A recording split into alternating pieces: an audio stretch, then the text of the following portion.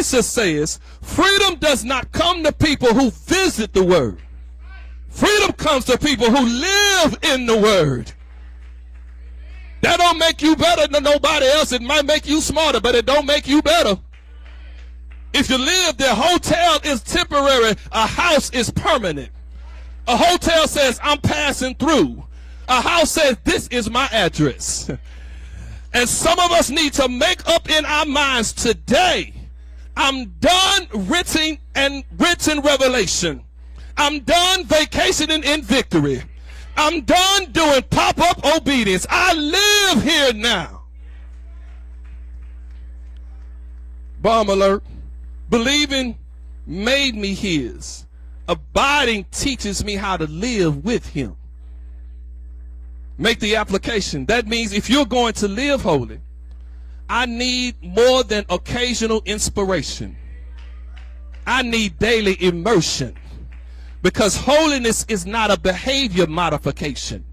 Holiness is not that I ain't gonna do this no more. I ain't gonna touch this no more. I ain't gonna eat this no more. I ain't gonna drink this no more. Holiness is a relocation. God did not tell you to act different. He moved you from one realm to another. Out of darkness into light. From bondage to freedom.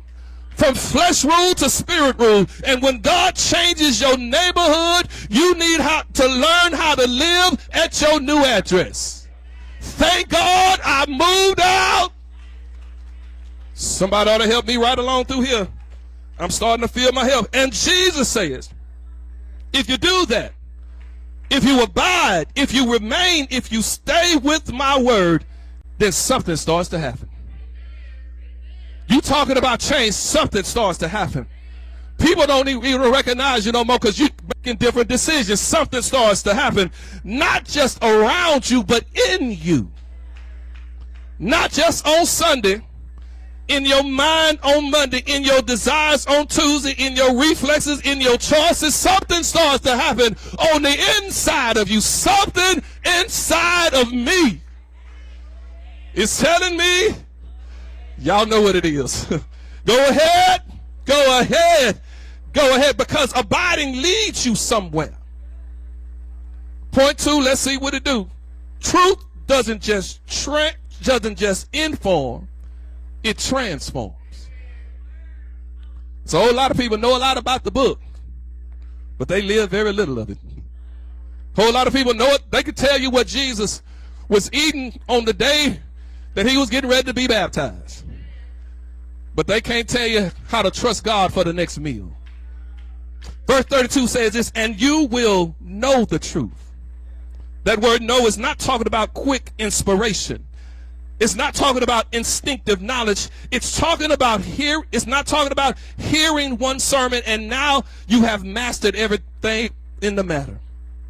It refers to a process. It means coming to know something.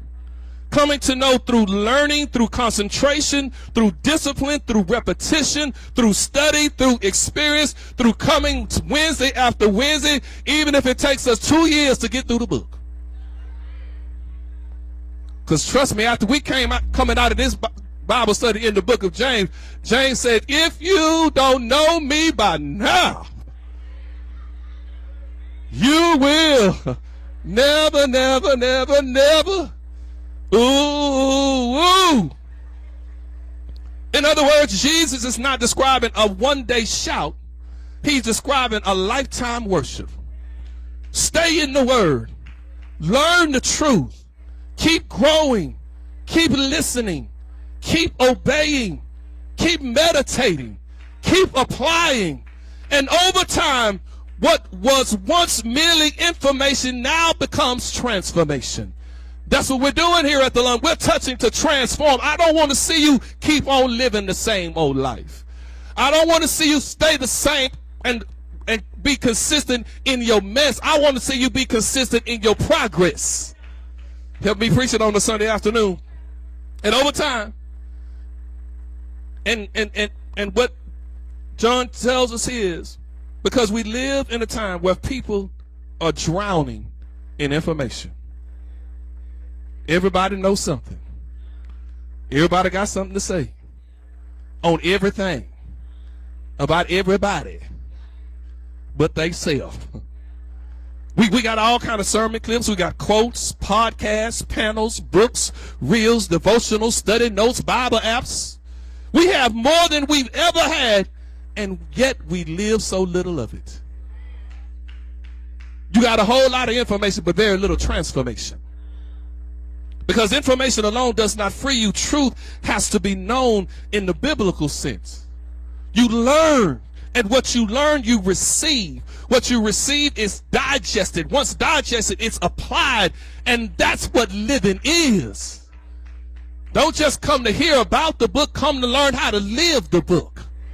Because I want everything that the book has promised. I want everything that the book said I can have. I want everything that God wrote down in this book that he said was for me. If it's for me, I gotta have it. Here it is. Truth you visit may inform you, but truth you live in will transform you. And the word truth here is not vague. It's vague spirituality. It's not our own opinion. It's not your mood. It's not what feels right in the moment. It is the reality of God's revealed word.